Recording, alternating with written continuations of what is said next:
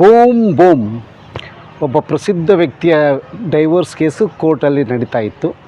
ಅದನ್ನು ಕವರ್ ಮಾಡಲಿಕ್ಕೆ ಪ್ರೆಸ್ನವರು ಸಹ ಬಂದಿದ್ದರು. ಸ್ವಲ್ಪ ಸಮಯ ಸಿಕ್ಕಾಗ ಪ್ರೆಸ್ನವರು ಕೇಳಿದರು ಆ ಪ್ರಸಿದ್ಧ ವ್ಯಕ್ತಿಯನ್ನು, ನಿಮ್ಮ ಹೆಂಡತಿ ಬಗ್ಗೆ ಹಾಗೂ ವೈವಾಹಿಕ ಜೀವನ ಬಗ್ಗೆ ಹೇಳಿ ಅಂತ. ಆಗ ವ್ಯಕ್ತಿ ಹೇಳಿದರು, ಆಕೆ ಈಗಲೂ ನನ್ನ ಹೆಂಡತಿ, ಅವಳ ಬಗ್ಗೆ ನಾನು ಮಾತನಾಡಬಾರದು ಅಂತ ಹೇಳಿ ಹೊರಟರು.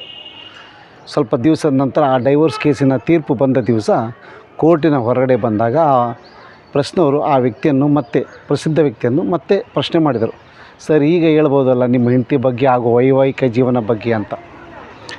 ಆಗ ಅವರ ಮಾತುಗಳು ಕೇಳಿ ಎಲ್ಲರ ಹೃದಯ ತುಂಬಿ ಬಂತು ಗೆಳೆಯರೇ. ಅದೇನಪ್ಪ ಅಂದರೆ, ನನ್ನ ದಾರಿ ಬೇರೆ, ಅವಳ ದಾರಿ ಬೇರೆ. ಈಗ ನಮ್ಮಿಬ್ಬರ ನಡುವೆ ಏನೂ ಸಂಬಂಧವಿಲ್ಲ.